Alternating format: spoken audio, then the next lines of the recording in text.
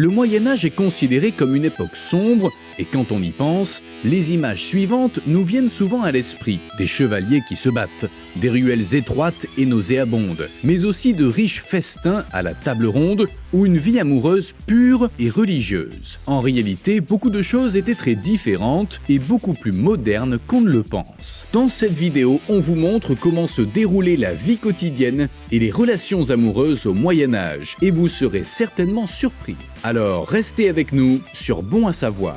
On commence la vidéo par le niveau de vie au Moyen-Âge. Bien sûr, cette situation n'est en rien comparable à celle d'aujourd'hui, mais l'idée largement répandue selon laquelle les souverains vivaient dans le plus grand luxe dans leur château, tandis que les gens ordinaires vivaient dans la misère, est erronée. En fait, le niveau de vie des gens du peuple était à certains égards plus élevé qu'on ne pourrait le penser. De nouvelles découvertes scientifiques montrent que les agriculteurs et les artisans vivaient souvent dans des maisons bien construites où ils ne devaient pas dormir sur des tas de paille, mais où il y avait de vrais lits. Outre les couvertures en laine et les oreillers remplis de plumes, il existait des matelas à plusieurs couches remplis de laine et de plumes ainsi que de paille, assurant ainsi un sommeil confortable. Un chirurgien orthopédique a même expliqué que les lits médiévaux étaient parfois meilleurs que certains lits modernes bon marché, dotés de simples matelas en mousse. Grâce au progrès de l'agriculture, il n'était plus nécessaire d'effectuer tous les travaux à la main. Des charrues et des moulins à eau ou des chariots tirés par des ânes étaient utilisés pour le transport. La production étant plus importante qu'auparavant, la prospérité des gens ordinaires s'est accrue au cours du Moyen-Âge. Grâce au progrès de l'agriculture, les famines ont été beaucoup plus rares qu'au cours des siècles précédents et la plupart des gens n'ont pas eu à souffrir de la faim en permanence comme nous l'imaginons aujourd'hui. Il est également faux de croire qu'à l'époque, les gens déféquaient dans des récipients à usage domestique qu'ils jetaient ensuite dans la rue. Il y avait déjà des toilettes avec des sièges en bois, semblables aux toilettes des camps d'aujourd'hui, dont le contenu était ensuite jeté dans un tas de fumier. Une autre idée fausse très répandue est que les gens du Moyen-Âge ne vivaient généralement pas plus de 30 ans. Or, ce n'est pas le cas. En réalité, l'espérance de vie était de 35 à 40 ans en moyenne. En effet, le taux de mortalité infantile était encore extrêmement élevé à l'époque. De nombreux enfants mouraient à la naissance ou au cours des premières années de leur vie, ce qui faisait baisser la moyenne. Ceux qui survivaient à l'enfance avaient de bonnes chances de vivre jusqu'à la cinquantaine, la soixantaine ou plus. Ceux qui vivaient dans de bonnes conditions et ne devaient pas travailler dur physiquement pouvaient même vivre jusqu'à un âge similaire à celui des gens d'aujourd'hui. Passons maintenant à l'intimité et à la vie amoureuse. Au Moyen-Âge, comme nous le savons, l'Église déterminait ce qui était moralement admissible. Cela signifie que seules les personnes mariées étaient autorisées à avoir des relations sexuelles. Toute autre chose était considérée comme un péché et était interdite. En réalité, la vie sexuelle au Moyen-Âge était beaucoup plus diversifiée qu'on ne le pense. Par exemple, il existait une forme de relation appelée concubinage.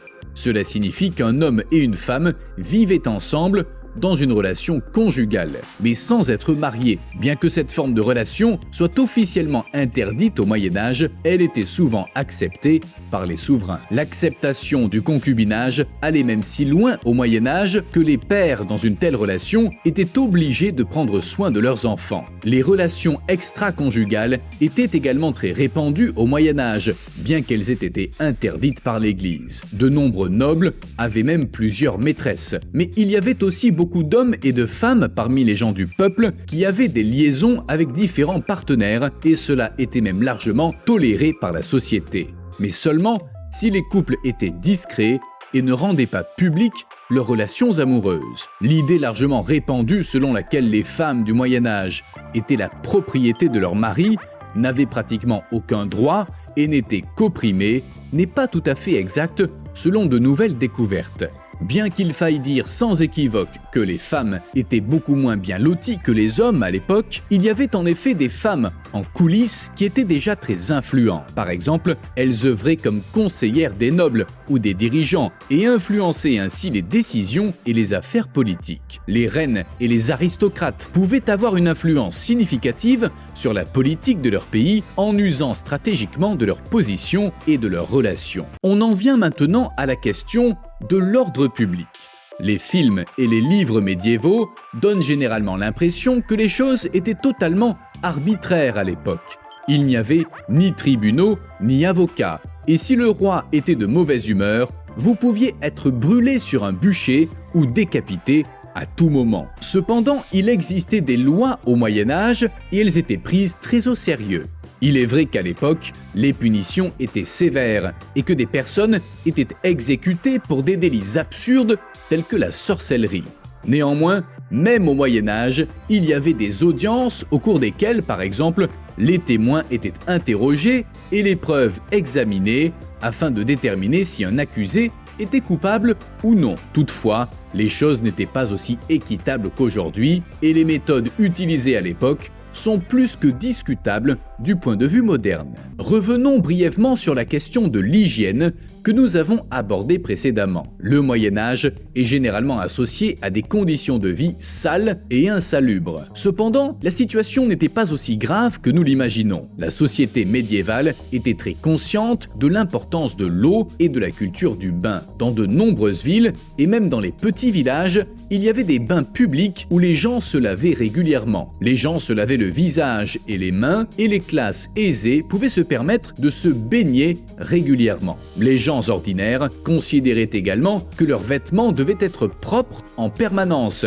et même s'ils ne se lavaient pas tous les jours, ils veillaient à ce que leurs vêtements ne se salissent pas. Dans les villes médiévales, les premières tentatives ont également été faites pour réglementer les conditions sanitaires. Par exemple, les citadins étaient tenus d'éliminer leurs déchets d'une certaine manière et de veiller à la propreté des rues. Même si les conditions sanitaires n'étaient pas comparables à celles d'aujourd'hui, des mesures étaient néanmoins prises pour limiter la propagation des maladies. Enfin, examinons une idée fausse particulièrement répandue, à savoir l'alimentation au Moyen-Âge. Les films de chevalerie donnent souvent l'impression qu'il y avait souvent de grands festins avec beaucoup de viande. Mais manger de la viande était l'exception plutôt que la règle. De nombreuses personnes étaient entièrement végétariennes. Toutefois, ce n'était pas pour des raisons de santé ou de bien-être animal comme c'est le cas aujourd'hui, mais pour la simple raison que la viande était encore très chère à l'époque et qu'il s'agissait donc de quelque chose de très spécial. Les fermes industrielles n'existaient pas et la plupart des gens avaient besoin de leurs animaux, tels que les poulets, les moutons ou les chèvres, pour la production d'œufs, de lait, de laine ou de fromage, de sorte qu'ils étaient très rarement abattus. Au Moyen-Âge, les gens se nourrissaient principalement de céréales qui étaient transformées en bouillie ou en pain. Les légumes locaux tels que le chou, les oignons, les poireaux, les navets, les haricots et les pois étaient également souvent servis. Les pommes de terre n'existaient d'ailleurs pas, car elles n'ont été cultivées en Europe qu'à partir du XVIIe siècle. Très peu de fruits étaient cultivés et les épices étaient pratiquement inexistantes. Au lieu de cela, il y avait de la bière et en grande quantité. Au lieu de l'eau, du thé ou du café, la bière était la principale boisson que les gens buvaient lorsqu'ils avaient soif. Même les enfants buvaient de la bière, mais ce n'était pas à cause du goût ou de l'alcool qu'elle était si populaire. Cela était principalement dû au fait que l'eau dans les villes était généralement très contaminée, alors que la bière contenait de l'alcool et ne contenait donc pas d'agents pathogènes dangereux. À cette époque, on buvait environ 2 à 3 litres de bière par jour, soit jusqu'à 1000 litres par an. Cependant, les bières contenaient si peu d'alcool que tout le monde restait pratiquement sobre. Dites-nous ce que vous pensez de tout ça en commentaire. Laissez un like si vous avez aimé la vidéo et à la prochaine sur Bon à savoir.